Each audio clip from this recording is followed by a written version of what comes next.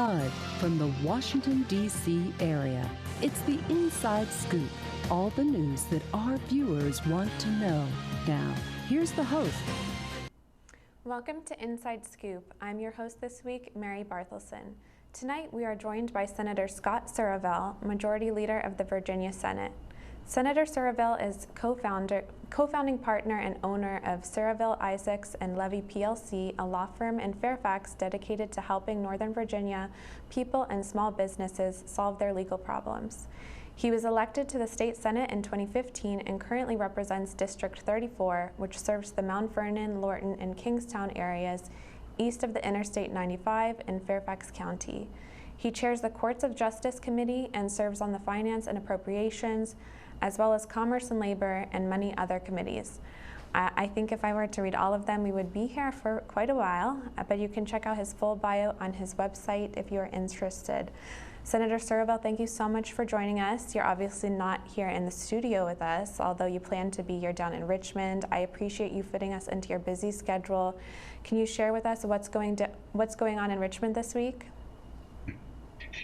Great to be with you tonight, Mary, and it's always good to be on this show. I think this is my fourth or fifth or sixth appearance or something, but yeah, I appreciate you all taking me remotely from Richmond. I had a meeting of the Joint Subcommittee on Pandemic Response, which I'm chairing, which is sort of a retrospective on what happened with the pandemic to try and figure out what lessons we can learn and what we can do better. Tomorrow I have the Judicial Council, and then I got another, on Thursday I got to be down here for another meeting, but this week we have a lot of our commissions that meet outside of session are meeting and getting organized, electing new leadership and trying to figure out their agendas for the year. And so that's why a lot of people are here. Most importantly, tomorrow, all the money committee people are going to be down here, the budget conferees, to have a meeting with the governor, I think, to try to finalize a budget to see if they can reach that agreement and hopefully get us a budget to vote on next week for our special session, which is going to be on Monday, Tuesday, and Wednesday of next week. Great. So there has been some changes since the last time you were on the show. You're now the Senate Majority Leader, and it's been quite some time since we've had a change in party leadership. I know that Senator Dick Saslaw retired, and he held the position since 1996. I think that was the year that you graduated law school. So that's quite some time. Can you talk about what that's been like for you and just give us an overview of how that's gone?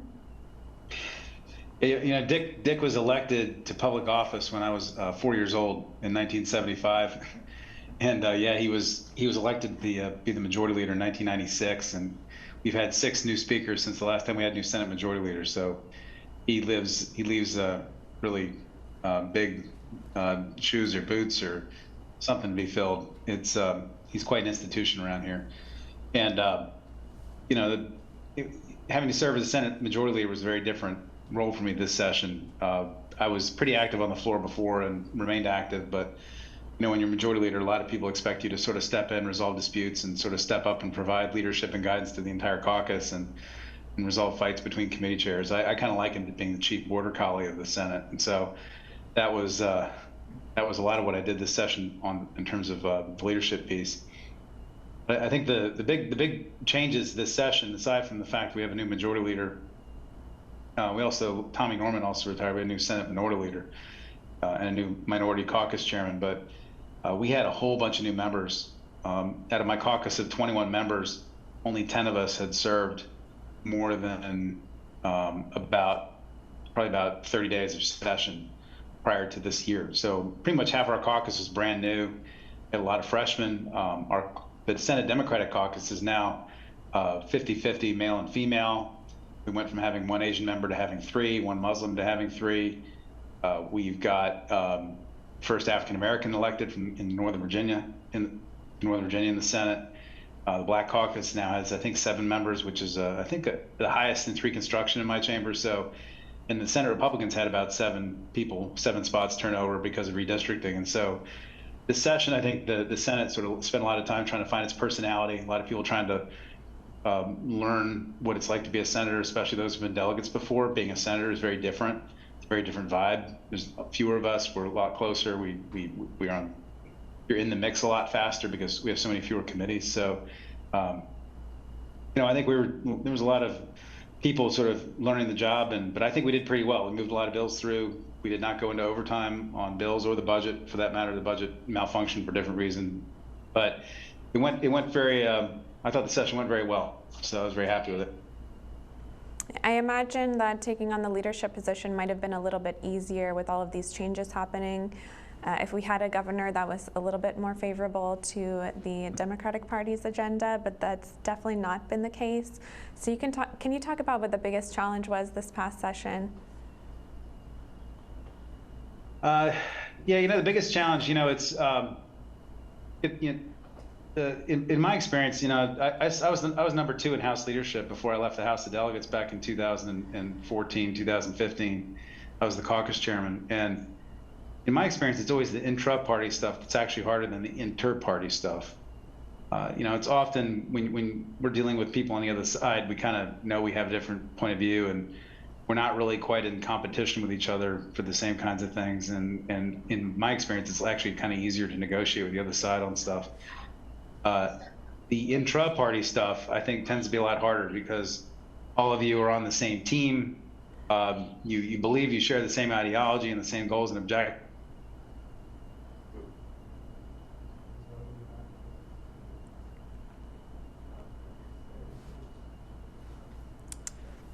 I think we may have just lost our guest, so hopefully he'll be back on. And not everybody in the caucus agreed with doing the things that everybody wanted to do, and just having to mediate those disputes, I think, was really the challenging part. And with the Republican governor, there wasn't quite as much at stake. When we had a trifecta with Governor Northam and both the Democratic House and Senate, there was a lot more internal fighting than there was this year. So between the House and the Senate, and also within our caucuses. So but mediating those disputes was still hard. I'll just put it that way. I'm not going to get into the details of all of them, but having to work those family disputes out with your friends, it can really be challenging.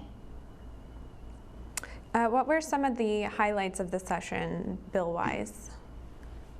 Well, I'm sure if all you read is the Washington Post or watch the news, then you'd think all we talk about is arenas and casinos in Northern Virginia. But those bills actually took up very little of our time. They took up a lot of oxygen in the press, and I can't tell you how many how many arena interviews I did for a bill that never even got a hearing. But it seemed to sort of suck away a lot of sort of attention from everybody. The budget has sort of been the main event, and we always knew it was going to be because the governor cares very deeply about not cutting taxes, and that's why we're still at loggerheads right now. And I thought, notwithstanding that, we'd get a lot done, but it turned out the governor felt like vetoing 118 bills, which broke Terry McAuliffe's record by about 2.5 times. And he's probably going to veto another 20 bills by the time we're all said and done in the next couple weeks. He has until May 17 or 18 to take action on the bills where we rejected his amendments. And my guess is we're probably going to see another probably 10 to 30 vetoes out of that.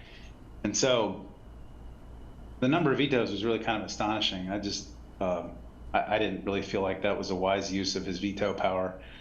It doesn't do well to build goodwill with the other side when you're dropping vetoes left and right on what are often pretty sort of nothing bills. Like I had a bill about composting he vetoed. Delegate Krizak had one about English ivy that he vetoed. Senator Saddam, Delegate Siebold had one about putting signs on non-native plants in stores, telling people this isn't a native Virginia species, and he vetoed that. Little stuff, and that really doesn't help the mood in Richmond, if you could imagine. So I would say, those were kind of the highlights. Skill games was another big bill that probably is going to get vetoed in the next couple weeks. We'll see what the governor does with it. I don't think a lot of people really understand it. I think we lost our guest for a minute again, but we're hoping he'll rejoin us.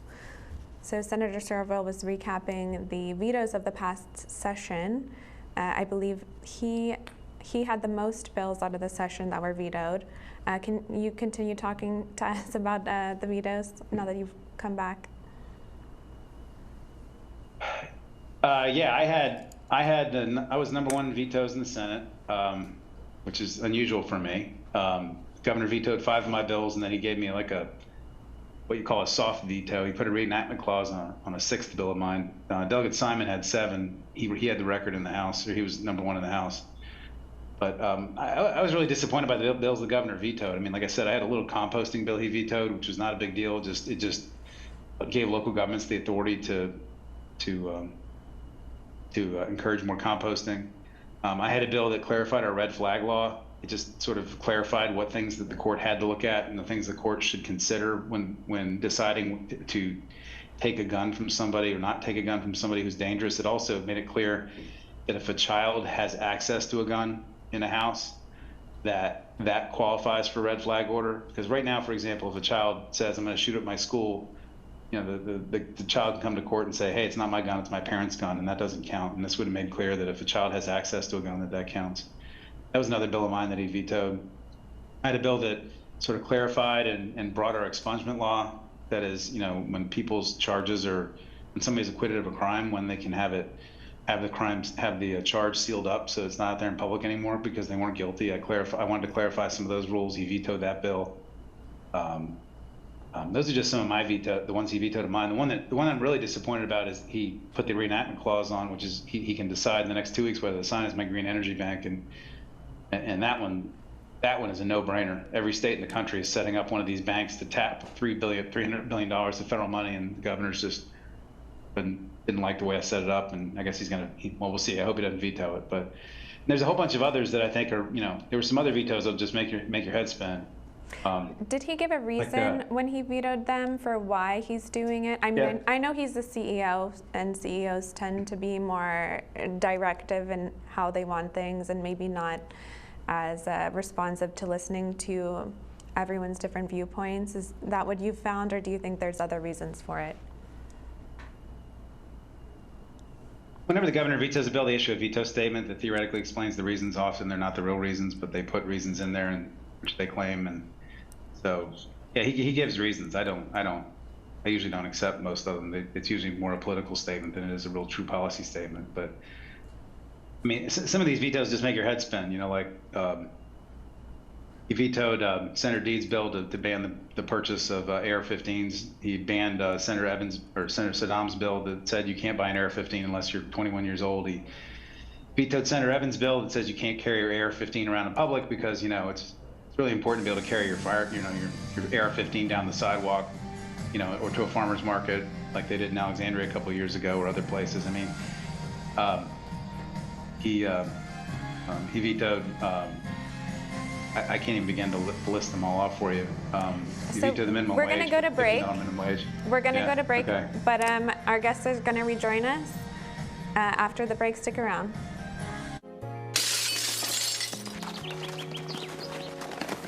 Nice going, Spencer. I can't believe we broke Old Man Hennessy's window. Correction, dude. You broke. I just threw the ball. This is really bad. What are we going to do? We? Go to the door. Ask for the ball back. Are you serious? It's my ball, Myrtlebeck. You're so dead. I'd run away. Yeah, to Uruguay. Kiss your life goodbye. Sorry. Let's go. See ya. Remember me and your well. Nice one. Some friends you are.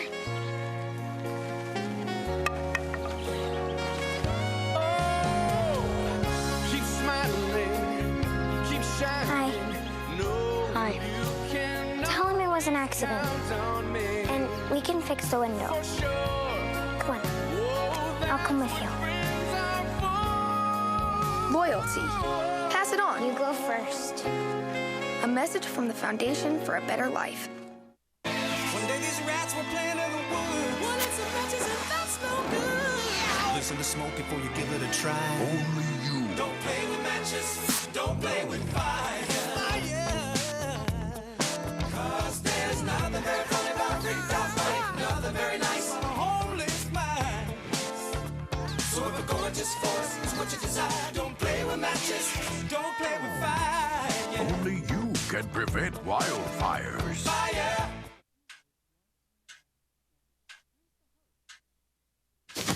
Awkward. I'm the awkward silence. You try to avoid me, then there I am again. But an awkward silence can be a great thing. Like Kelly here is about to demonstrate. You haven't really been yourself lately. Are you okay? Find out how you can help a friend with their mental health at seizetheawkward.org. We're back to the Inside Scoop. Here again, your host. Welcome back to Inside Scoop. I'm your host this week, Mary Barthelson. Our guest tonight is Senator Scott Surovell. Senator, thank you so much for joining us again. We were recapping the past session. You were going through some of the vetoes, so I don't know if you want to keep talking about that or if you'd like to talk more about some of the successes, because I know that there were some bills passed, at least, despite the very large number of vetoes. Yeah, there were a few. Sorry. And there's more vetoes coming, but yeah, there were a few.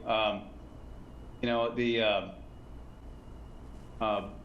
of the big ones that I was really proud of was we finally passed legislation allowing, it clarified the shared solar rules in Dominion territory, where most of your listeners are, and then it also created a new shared solar program for the APCO territory, which is basically like Southwest Virginia. But I know if a lot of your listeners are in older parts of Fairfax where they live in homes that have a lot of tree cover, or perhaps if you live in a condo or an apartment, or if you have a small business where you don't own your roof, investing in solar often doesn't make sense because it takes about 7 to 8 years to recoup your investment, and most people want to invest in solar for like a 20-year period. And so if they don't know they're going to own a building, they don't invest in solar. But my shared solar bill basically allows you to purchase a percentage of power off a solar panel and net against your own meter at your house, so that you can have solar on your house without actually putting solar on your house or your condo or your apartment.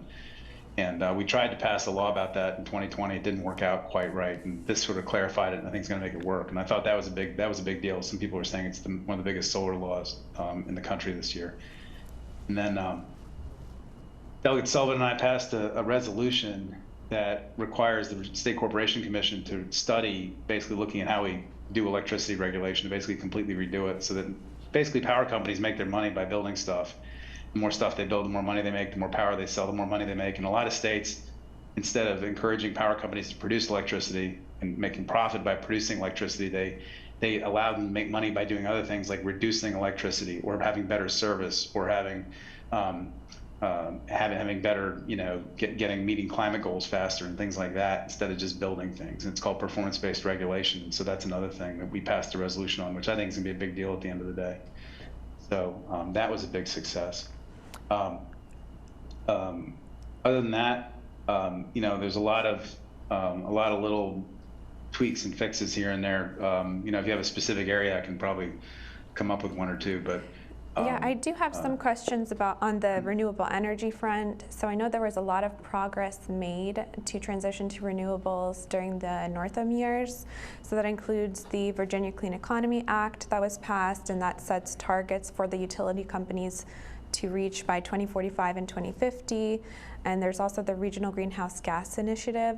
So I was curious, under the current governor, if that's still the case, if there's a threat to that, if Democrats have a plan in case, in case Republicans make any progress on threatening those pieces of legislation. What's going on with those?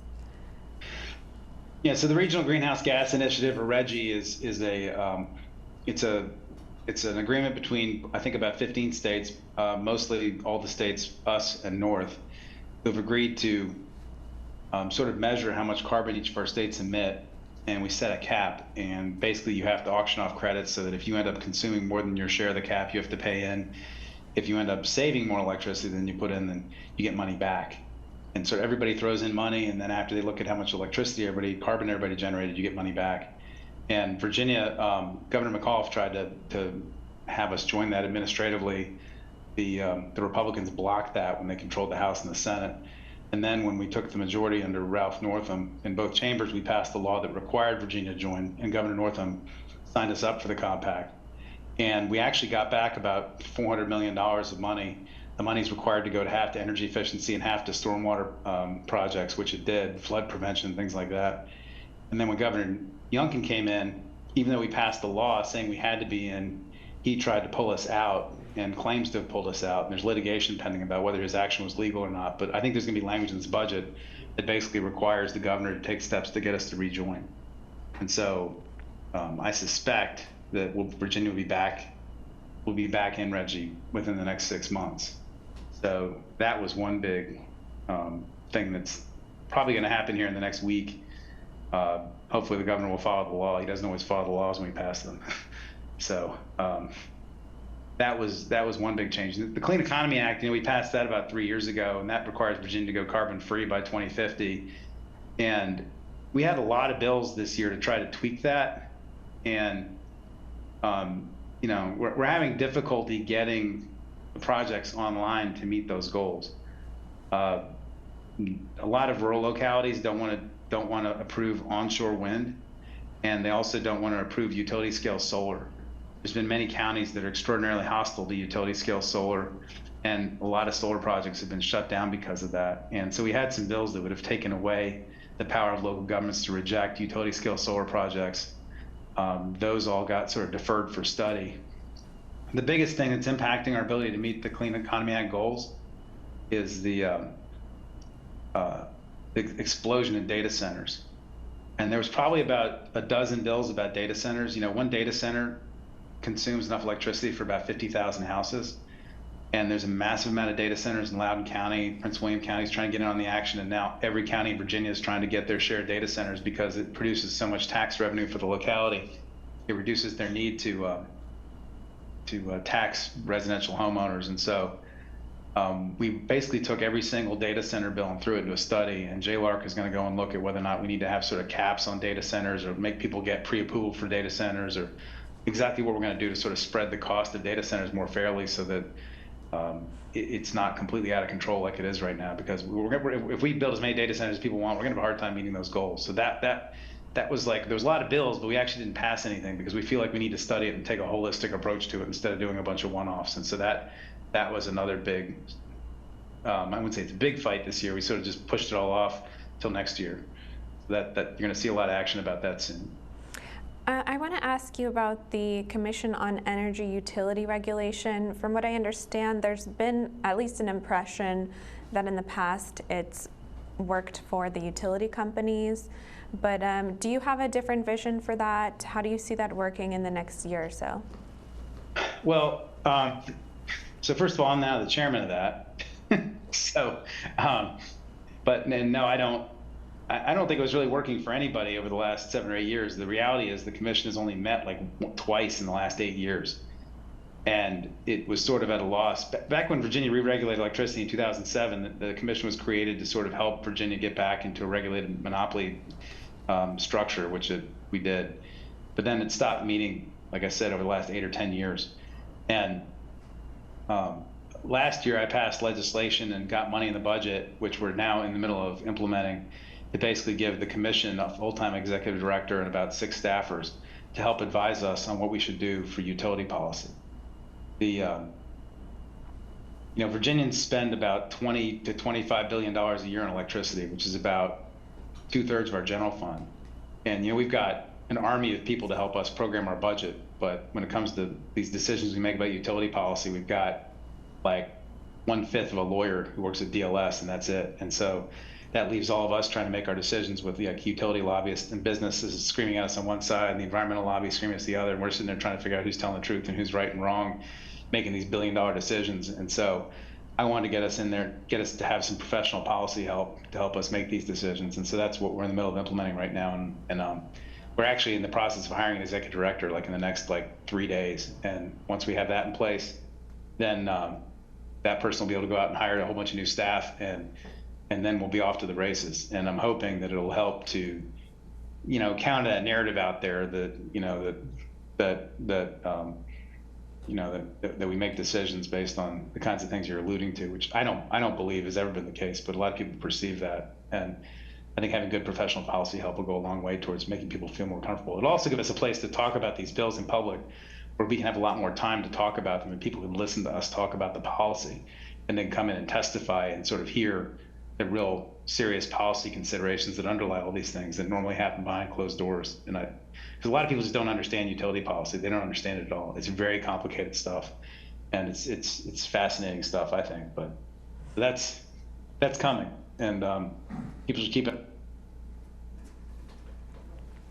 Yeah, so I'd like to ask you about the Clean Energy Bank legislation. Can you explain what that does and what its current status is?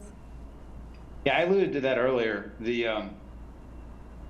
It's part of the Inflation Reduction Act that Congress made about $350 billion of low interest clean energy loans available through the Department of Energy. And there's about 12 different categories of projects that qualify for these loans. And the way the federal government or the Department of Energy determines whether or not a project is in the public interest is they look to see if the state is putting any money into the project. And the state can put as little as 3% of the project cost into the project, and then the Department of Energy will give a loan for 97% of the rest of the project. So, for example, if you put in, for every $3 million the state puts in, the federal government will put in $97 million. And so the way most other states are leveraging that money is they're creating these energy banks. And the one I saw was in Minnesota, and I tried to model legislation what Minnesota did. And through the legislative process, it morphed and turned and twisted and became a lot of things. But eventually we came up with a final proposal, and we put $10 million behind it, which would leverage about $300 million of federal investment. And the board that runs it would be a third controlled by the Senate. It would be a third Senate appointees, third House appointees, and a third would be gubernatorial appointees. That way no one chamber or entity in government would control it. And the governor didn't like that. He wanted to control the whole thing. He wanted to have it all under him. And we weren't cool with that because I didn't want all the money going to coal bed methane or nuclear or some project that the governor really wanted, for political reasons. And so he put a reenactment clause in the bill, which we killed. And now it's sitting on his desk waiting to see if he vetoes it. But it would just be shocking to me if he wants to leave $300 million of federal money on the table for some other state to grab because he's angry he doesn't get to make the decision versus sharing power with the legislature on that. So that's basically what's sitting on his desk in the next 2 weeks. And I've heard that, by the way, this thing could save like schools, like it would make solar cost half on a roof of a school than what it does today, because the new solar tax credits are refundable. They didn't used to be. So the schools can use the tax credits, but they can also use these clean energy loans to finance the solar instead of having to use their bonding capacity. Right now, if the schools want to borrow money to build things, they have to use their bonding capacity. And so it's a trade-off between solar or school renovations. But if you use these loans, you don't have to do that trade-off. You just use the loans and it's a lot cheaper. So I hope he doesn't make the mistake of vetoing it. Yeah, thank you so much for explaining that to us and giving us the overview. I'm an engineer, so I love following the energy policy and the transition to renewables. I wish it was going on a little bit faster, but it's great to hear the progress that's being made, and I hope to see more in the next session. To our audience, please stick around for the next session with Sara Selvaraj D'Souza. So, I just moved in with this family, and it's embarrassing. The little one, he likes to go outside and crawl around in the giant litter box. I don't know what he's doing. I mean, I was born and I knew how to use the litter box. Look at that. That's disgusting. Oh, poop already. You're making me nervous. Oh, okay, I can't look at this anymore. I really hope he grows out of this, for his sake. So how was work? It was 1,300 hours. My math class from 302 was in the trenches. Davy Roth had it the worst. Fractions were coming at him left and right. He just didn't get the damn things. 2 days ago, I tried to teach him what 1/4 of 1/2 was using different sizes of blocks. Yesterday, I tried again by dividing up pizza. Both missions failed. Oh, no. But today, I was ready. I created a combat math game where the only way to beat the enemy is to out-fraction them. Davy conquered every last denominator. My game was so successful, the principal is deploying it to math squadrons all over the school. Anywho, how was your day? Oh, today my boss treated the office to salad wraps. Salad wraps. I know. 150 over 90. 180 over 111. 160 over 110. I had a stroke. This is what high blood pressure looks like. You might not feel its symptoms, but the results from a stroke are far from invisible or silent. If you've come off your treatment plan, get back on it, or talk with your doctor to create an exercise, diet, and medication plan that works for you. Go to loweryourhbp.org. If I would have followed a treatment plan, I would not be in this situation. We're back to the Inside Scoop. Here again, your host. Welcome back to Inside Scoop. I'm your host this week, Mary Barthelson. We are joined by Sara Selvaraj D'Souza, Executive Director of Reston Strong.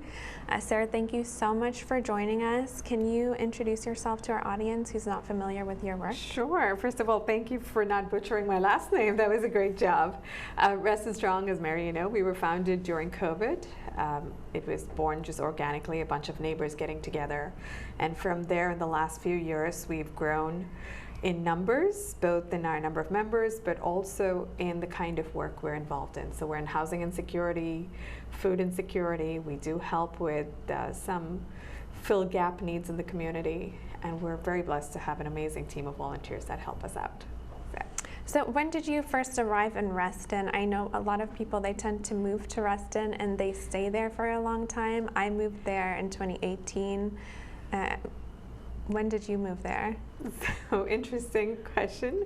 I did not choose Reston. Reston chose me.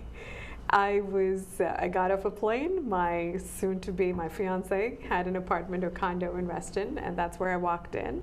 And for the last 15 years, Reston has been home. We're raising our 14-year-old in Reston. My mom lives with us. So Reston is one of those communities, as you know, Mary, for all age groups.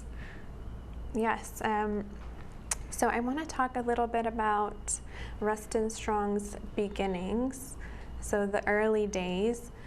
What sparked your interest and decision to get Reston Strong started, and how did that come about? Sure.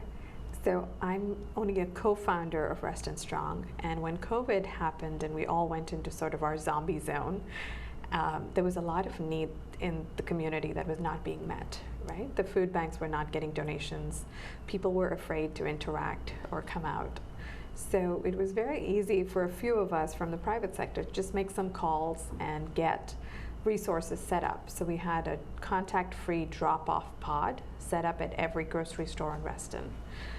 Following that, from that success, we went on, and then we went into the Summer of Floyd, which impacted all of us across the country, and Reston was not an exception. So we hosted the first peaceful demonstration for Floyd. We expected 500. We ended up with nearly 5,000. The entire community, it was just beautiful to see the community come together. Not angry or violent, but just asking for us to do better. And that was really where it was born, and we've gotten into social justice issues, more heavily into housing insecurity and food insecurity in the last couple of years. I know I met you at the, I don't know if you remember this, but I met you at the George Floyd demonstration. I was importing PPE for doctors and kind of like subsidizing importing it for donations through public sales, but I had a whole lot of extra PPE to give out. So I brought it to the demonstration, I gave you some, and then I think you handed me some signs and you told me just like, okay, go to this position, make sure they don't go in the street.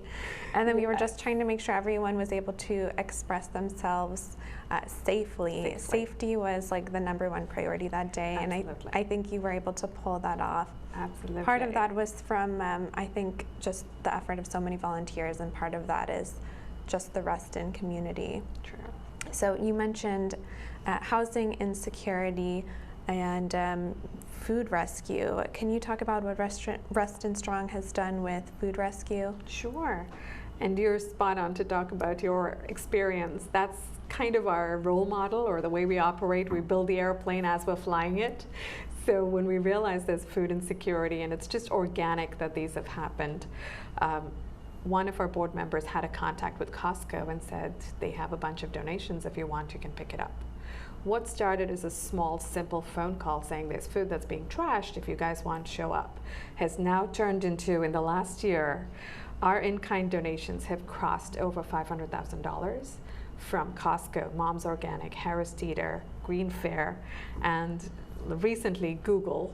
Google has a kitchen where they cook for their staff. And we have Google staff members actually rescuing the food and bringing it out. We feed the shelter, we feed the senior homes, but also we do a completely free pop-up Sunday free market that we run with the YMCA. And I think in a week we feed over 1,000 people. And it's all from donations, rescued food. So that's quite a big jump from the early days to where it is now. What was the time frame for that like? So I think our first Costco donation was towards the end of 2022. And from there, it just grew. We've got an amazing team of volunteers who do the driving, the pickups. We've got wonderful partnership with all of our, the retail stores where the staff want to see this food go to good homes or for people to have it. Because a lot of times it's just a sell-by date. It doesn't mean the product is bad. It can still last a few days, but they can't put it out on the shelves anymore. And it's wonderful to have folks volunteer their time, go through the produce, make sure that the bad ones or the little moldy or the ugly fruit gets taken out, and then the good ones get packaged for our neighbors in the community. So you get the donations from local businesses. What is the distribution like, and who does that go to? So during the week, we have certain days that we pick up from certain stores, and we have different drivers or different teams that do the pickups, right? So for example, on Thursday, the wonderful team goes out to Costco, they pick it up, and the food gets driven straight to Hunters Woods Fellowship House. It has about 200 apartments with elderly, low-income elders or seniors living. Some of it goes to other locations like Embry Rucker Shelter. We also drop off to our local police station, our Wheelie Fire Station. And I know, Mary, you've done the drop off for me at times too. Then, to give you an example about Sunday, everything that gets picked up on Sunday comes to the Reston YMCA. They've generously allowed us to use their teen center as our pop-up grocery store. So throughout, since we started in June, we have not missed a single Sunday. We were open Christmas Eve, we were open New Year's Eve, we were open Easter Sunday, we will be there this Sunday, Mother's Day.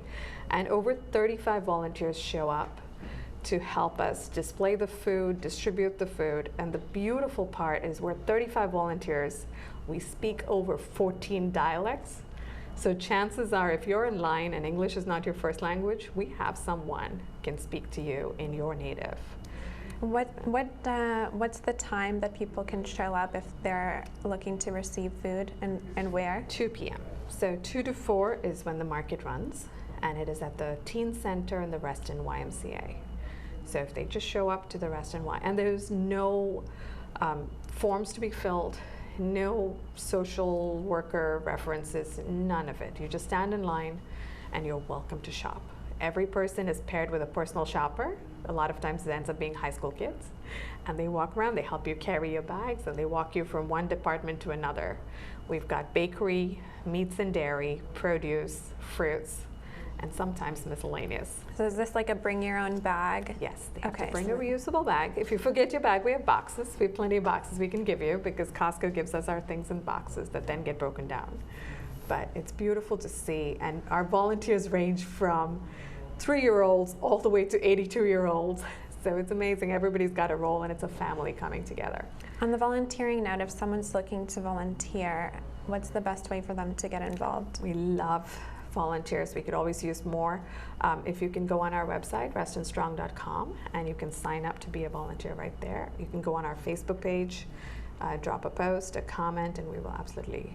We're all 100% volunteer run, so we may not get back to you within 24 hours, but one of our team leads will absolutely reach out to you. So that brings up an interesting point. Do you take a salary? Does anyone at Reston Strong take a salary? How are you funded? We are 100% volunteer powered, meaning not one person gets a salary. All of our monies go directly to our programming.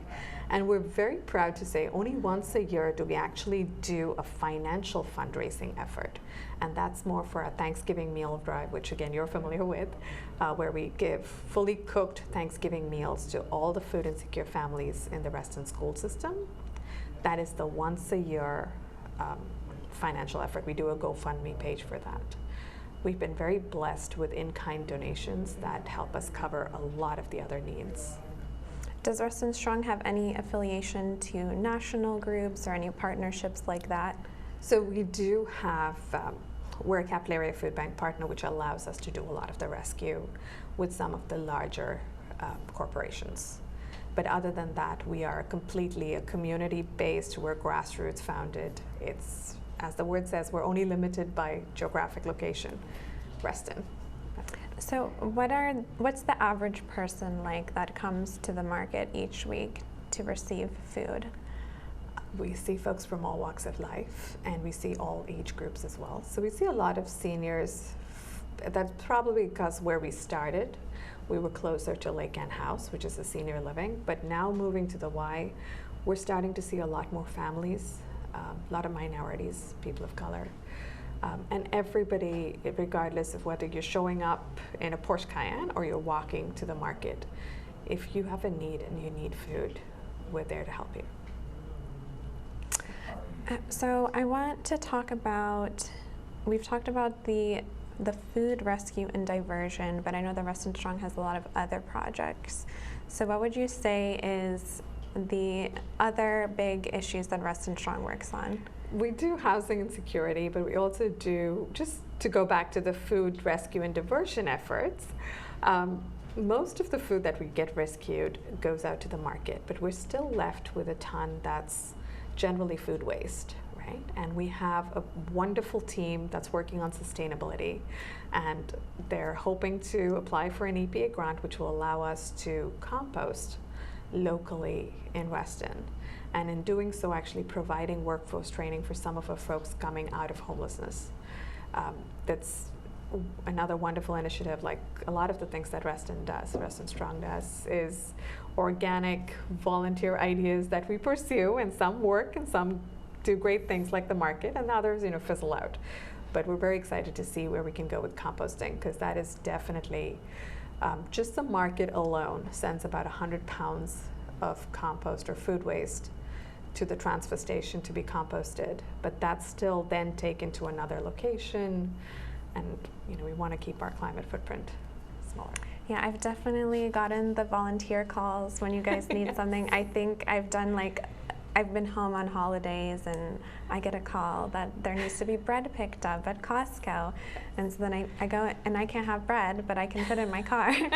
And I've loaded up my car and I've driven it to the fire station after driving it to the shelter. So I love to see that in Reston, and this is one of the reasons why I love living there, is that everyone's so connected, and so we have these partnerships and we work together. We don't just keep it for ourselves. So there's a partnership between Reston Strong, the shelters, whoever's in need, you guys are there. I've seen you guys go out and do calls for the elementary schools, and I want to talk more about that after the break. Stick around, don't go anywhere, we'll be right back with Sara. Your time is gonna come. Your time is gonna come.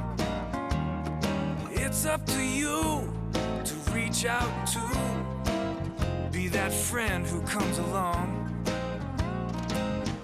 Your day is gonna come. When you make a friend, you make a difference. Your day is gonna come. Friendship, pass it on. A message from the Foundation for a Better Life. Good one, son. Last summer, my new dad took me on vacation. First, we went deep sea fishing. Wow! I'm so proud of you, son. And then we went on Thunder Shark. That was awesome! Let's go again. 3 times.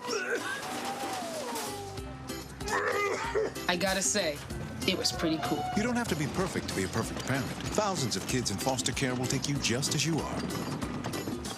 What's it feel like when a woman's having a heart attack? Chest pain, like there's a ton of weight on your chest. Severe shortness of breath. Unexplained nausea. Cold sweats. There's an unusual tiredness and fatigue. There's unfamiliar dizziness or lightheadedness. Unusual pain in your back, neck, jaw, one or both arms, even your upper stomach are signs you're having a heart attack. Don't make excuses. Make the call to 911 immediately. Learn more at womenshealth.gov/heartattack. Operation Wonder Park is a go! There's nothing more powerful than imagination. Honey, have you seen my cell phone? But don't just imagine. My park came to life? Ooh, a plot twist. Use STEM to build, create. She did it. And change the world. Who's with me? I'm more of a 2 feet on the ground kind of guy. It's gonna hurt tomorrow. If she can STEM, so can you. Find out more at She Can STEM. We're back to the Inside Scoop. Here again, your host. Welcome back. I'm your host this week, Mary Barthelson. We are back with Sara Selvaraj D'Souza, Executive Director of Reston Strong. So before the break, we were talking about all of Reston Strong's projects, and I know that there's one that's near and dear to you that's coming up this week, and I think that's Mother's Day. So can you talk about what's going on with Mother's Day? Of course. So again, this, as everything happens organically with Reston Strong, last year, closer to Mother's Day, I was texting or having a conversation with the shelter director at Embry-Rucker Shelter, and just happened upon to say, oh, you're a mom, and what are you doing for Mother's Day? And we ended up just talking about how many moms are spending Mother's Day in a shelter or spending it unhoused. And that brought up this idea of maybe we should do something for mom, because the moms, and when you're in the shelter especially, the last thing on your mind is taking care of yourself or pampering yourself or doing anything for yourself, right? Your focus is putting food on the table, trying to get your children out of the situation.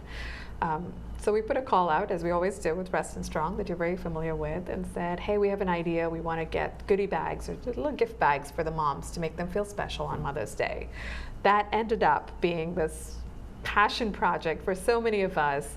We ended up with huge grocery bags full of wonderful creams, shampoos, face masks and coffee mugs and all kinds of things to pamper mom, with foot scrubs and gift cards. The whole community came together to put those bags together. It was so fun to just, like Christmas morning for everyone putting it together.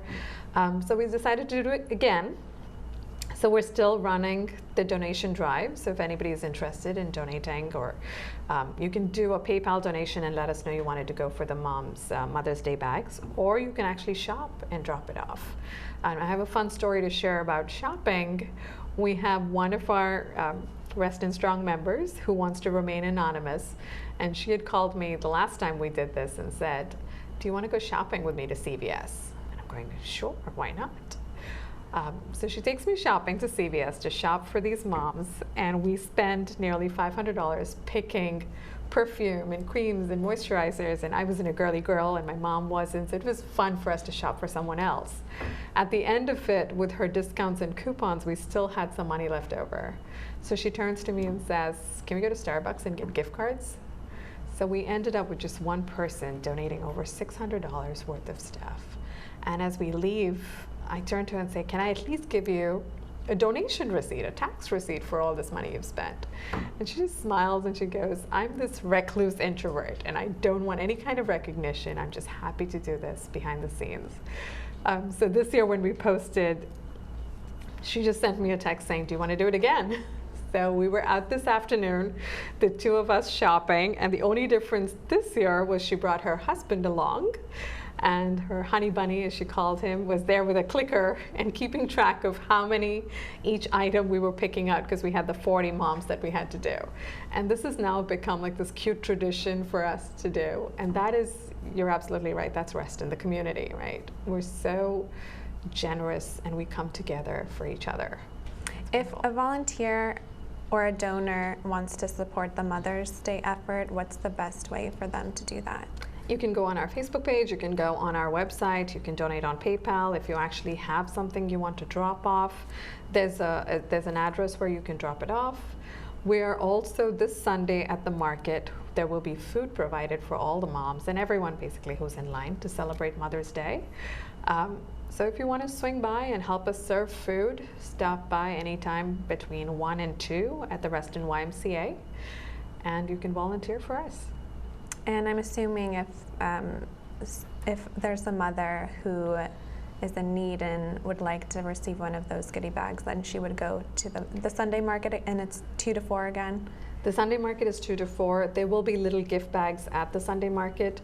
The goodie bags are for the moms that are in the Embry-Rucker shelter and some of the moms that are put up in hotels because they don't have room at the shelter.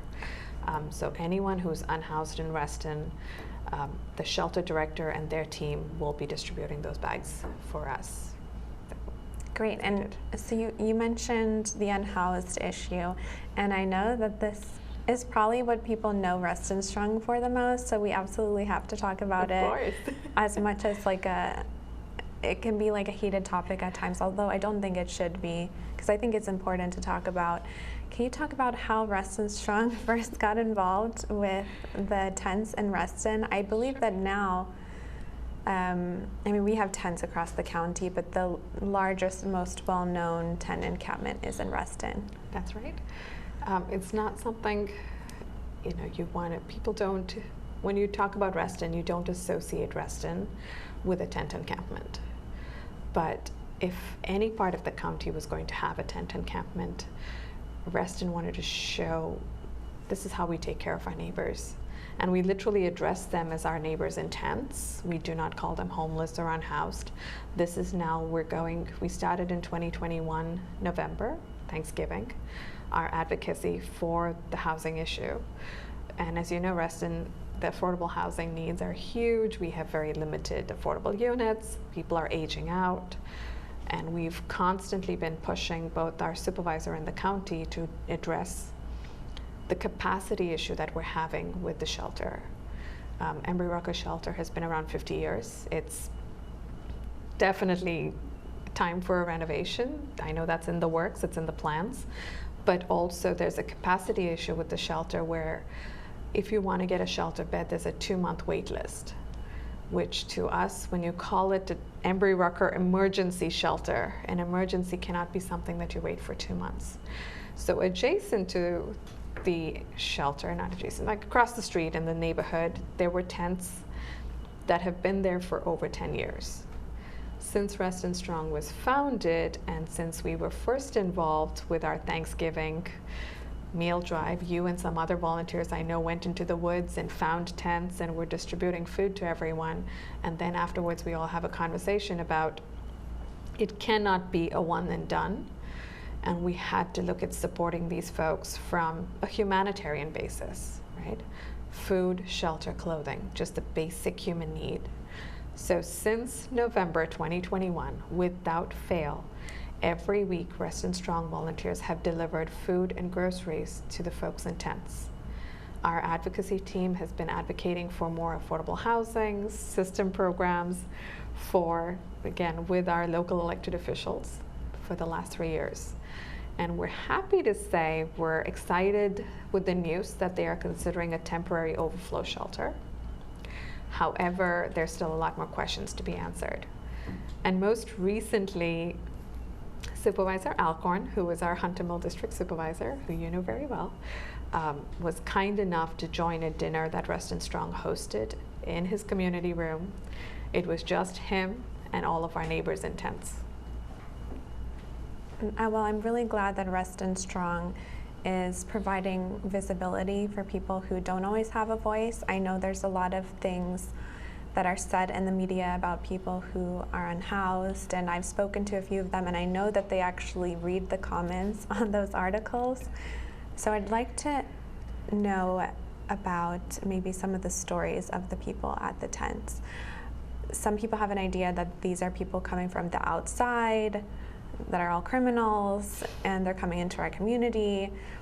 Do you see that there's people from the community there at the tents? We have, as we speak, we have a young kid who went to South Lakes High School. He's grown up in Reston his whole life, sleeping in a tent tonight. As we speak, we have an older gentleman who's lived his entire life in Reston, and he'll talk to you about the early days when there were like fields in Reston and grass and not high rises. And through life, he went through some eviction and he's going through some financial challenges. His social security is not enough to cover his rent in Reston, and he's sleeping tonight in a tent. So these are stories of our neighbors who called Reston their community. They have family ties, they have neighbors. This is what they've known, this is their neighborhood, and it's just they've hit hard times. That said, There are definitely folks with mental health issues as well. There are folks with addiction issues as well, which I think it's like a chicken and egg when it comes to homelessness. You don't realize which one came first. But the answer or the solution for all of it starts with housing. So they can get stability and start working on themselves. And there's a wide range. As I said, the dinner that Supervisor Alcon was at, he saw everyone. I think right next to him was the high schooler, and then across from him was the 82-year-old who's in a tent because his Social Security is not enough. I've been paying close attention to the data around homelessness in Fairfax, and I know that one of the demographics that we've seen go up across the county is actually the elderly, because they're on a fixed income, and they're on Social Security, and housing prices are going up. And I think for Reston, my big concern is that we do have an aging population, because as I mentioned, people like to stay in Reston. So do you see that our elected officials are being responsive and paying attention to plan for the future? I think in the last few months, at least there's been definite conversation around who are the individuals and what are their needs and how do we address their needs. And we brought up this issue about the Social Security, or the gap in Social Security, right? Which is they're not able to find housing within that budget they're living in. The other demographic, I know you brought up seniors, what we've realized with the tents, it's not large in numbers, but the ones that are the hardest to place end up being women and older women. And as you and I know, we are difficult as women. And you can have two guys and they would very happily share a one-bedroom apartment and share a bathroom and have no issues. But if it was the two of us, and if we had to share an apartment, my first question is going to be, do I have to share my kitchen with you? Right? And there's going to be your spices, my spices, all of those. So we're a little, especially when you get older, it's hard to adjust. And Reston as a whole does not have enough single or studio units. So that makes it more difficult. The other challenge is with shelter beds, if they are the bunk style, older women are not able to climb up to an upper level. And we don't have that many lower berths available at the shelter. So some of our folks have been with us the longest end up being older women. And there is definitely a portion of mental health, a little bit of paranoia and trust issues, which comes with the territory. Yeah, I really appreciate Reston Strong being involved in doing this advocacy. I know just in the last few years living in Reston, I feel like I've seen an increase in homelessness since COVID, and I think it is really important to continue highlighting that you can't solve a problem without talking about the problem, and Reston Strong has really been doing that work. So I'm glad we were able to highlight that tonight. Thank you all for being here and talking with us. That's all. Be sure to join us next week.